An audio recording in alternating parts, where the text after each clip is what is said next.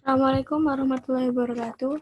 Di sini saya akan membuat PPT melalui Prezi. Jadi pertama-tama buka Google Chrome, lalu ketik prezi.com,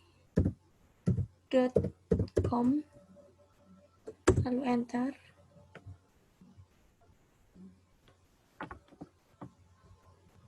Klik Get Started. Kemudian pilih yang Student and Educator.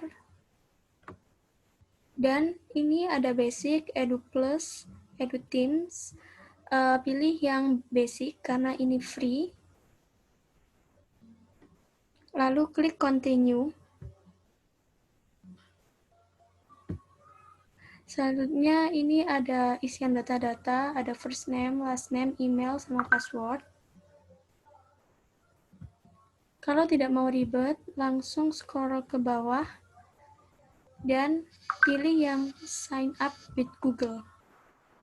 Kemudian pilih akun Google yang mau dipakai.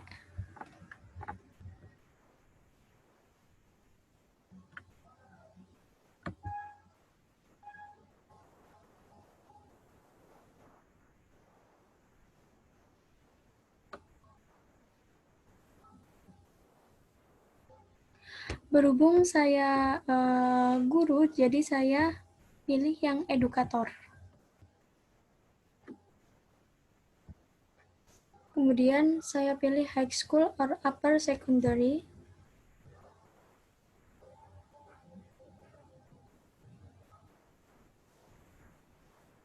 Kemudian di atas ada tulisan skip, klik aja.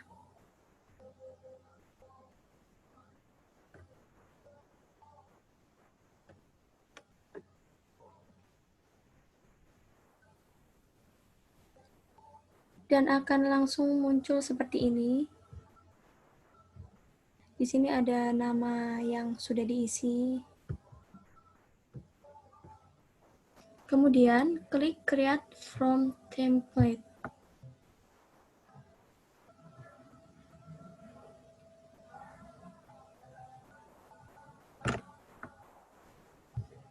Akan seperti ini. Saya akan memilih template yang ini. Kemudian klik Use this template. Dan di sini ada presentation title. Jadi presentation title ini judul presentasi yang akan kita buat. Nah, judulnya yang akan saya buat teks prosedur. Saya mendapat referensi dari sumber belajar. Sini.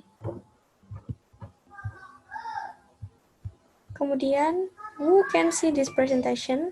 Saya klik yang anyone on the web.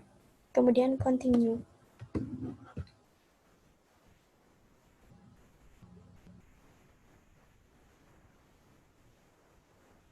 Jadi ini sudah saya edit dan sudah saya masukkan materi saya, yaitu teks prosedur, meliputi makna teks prosedur, struktur teks prosedur, dan unsur kebahasaan. Di makna teks prosedur, ini bisa diklik zoom in. Zoom in ini langsung ada subtopiknya, yaitu terdapat beberapa makna teks prosedur menurut para ahli. Ini ada poin-poinnya lagi, ada 3. Menurut para ahli Muhammad Ali. Yang kedua, menurut para ahli Ismail Masya. Yang ketiga, menurut para ahli menurut Amin Wijaja. Kemudian kalau diklik, zoom in lagi, nanti muncul subtopik lagi. Kan tadi makna teks prosedur menurut para ahli Muhammad Ali, yaitu prosedur adalah tata cara kerja atau cara menjalankan suatu pekerjaan. Kemudian yang kedua, makna teks prosedur menurut para ahli Ismail Masya, yaitu prosedur adalah suatu rangkaian tugas-tugas yang saling berhubungan yang merupakan urutan-urutan menurut waktu dan tata cara tertentu untuk melaksanakan suatu pekerjaan yang dilaksanakan berulang-ulang. Kemudian yang ketiga, makna teks prosedur menurut para ahli, menurut Amin Wijaja, yaitu prosedur adalah sekumpulan bagian yang saling berkaitan, misalnya orang, jaringan, gudang yang harus dilayani dengan cara yang tertentu oleh sejumlah pabrik dan pada gilirannya akan mengirimkan pelanggan menurut proses tertentu. Kemudian lanjut ke struktur teks prosedur. Di zoom in, langsung muncul subtopiknya, yaitu terdapat 3 struktur teks prosedur. Yang pertama, tujuan, yang kedua material, yang ketiga langkah-langkah. Tujuan kalau diklik bakalan muncul tujuan, yaitu tujuan dibuatnya teks prosedur tersebut atau hasil akhir yang akan diperoleh, biasanya berupa judul. Kemudian struktur teks prosedur yang kedua adalah material. Material adalah informasi tentang alat atau bahan yang dibutuhkan, tetapi tidak semua teks prosedur mempunyai bagian ini. Biasanya bagian material ada di resep makanan. Kemudian struktur teks yang ketiga yaitu langkah-langkah. Kalau di zoom in bakalan muncul yaitu cara-cara yang ditempuh untuk mencapai tujuan. Bagian ini tidak dapat diubah urutannya karena memang harus berurutan. Bagian struktur teks prosedur sudah, lanjut ke unsur kebahasaan.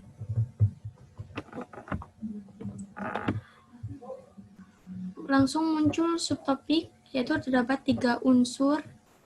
Maaf, ini salah ketik. Unsur kebahasaan pada teks prosedur ada 3, sinonim, antonim, dan kata bilangan. Sinonim kalau di zoom in, sinonim atau persamaan. Ada pengertian dan contoh. Pengertian sinonim kalau diklik, sinonim adalah suatu kata yang memiliki bentuk yang berbeda namun memiliki arti atau pengertian yang sama atau mirip. Sinonim bisa disebut juga dengan persamaan kata atau padanan kata. Kemudian contoh sinonim kalau diklik akan muncul seperti ini. Kemudian kita masuk ke antonim. Antonim atau lawan kata ada pengertian dan contoh sama seperti sinonim. Kalau pengertian diklik, yaitu antonim adalah suatu kata yang artinya berlawanan satu sama lain. Antonim disebut juga dengan lawan kata. Kemudian yang kedua, contoh.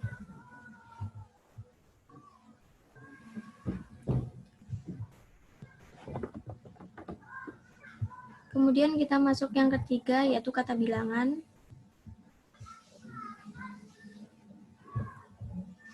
Kata bilangan ini ada contoh dan hal yang harus diperhatikan dalam penulisan kata bilangan. Contoh bisa dilihat seperti ini. Kemudian hal yang harus diperhatikan dalam penulisan dalam kata bilangan bisa dilihat seperti ini juga.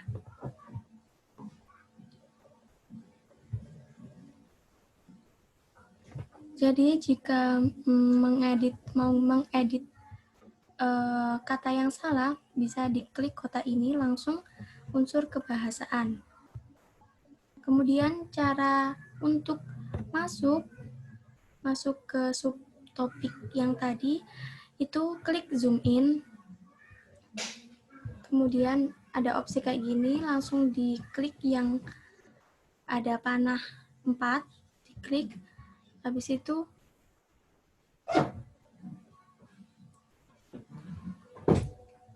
ditulis kayak gini, terdapat 3 unsur kebahasaan pada teks prosedur. Kemudian langsung muncul lingkaran-lingkaran ini, langsung diisi aja sinonim, antonim, kata bilangan. Kemudian kalau mengisi sinonim, mengisi subtopiknya sinonim, bisa diklik zoom in lagi. Dan sinonim ini ada 2 lagi, pengertian dan contoh. Buat kalian yang mau cara menyisipkan gambar kayak gini tuh, klik yang lingkaran, kemudian klik kanan, insert image, habis itu upload image,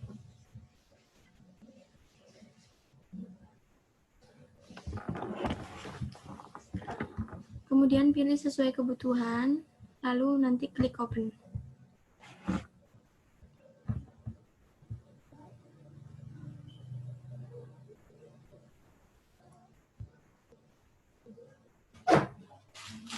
Materi ini saya mendapatkan referensi dari sumber belajar.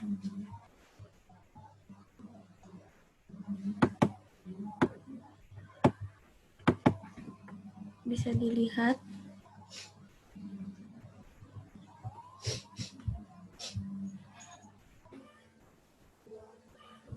Demikian penjelasan pembuatan presentasi melalui Prezi. Kurang lebihnya mohon maaf. Wassalamualaikum warahmatullahi wabarakatuh.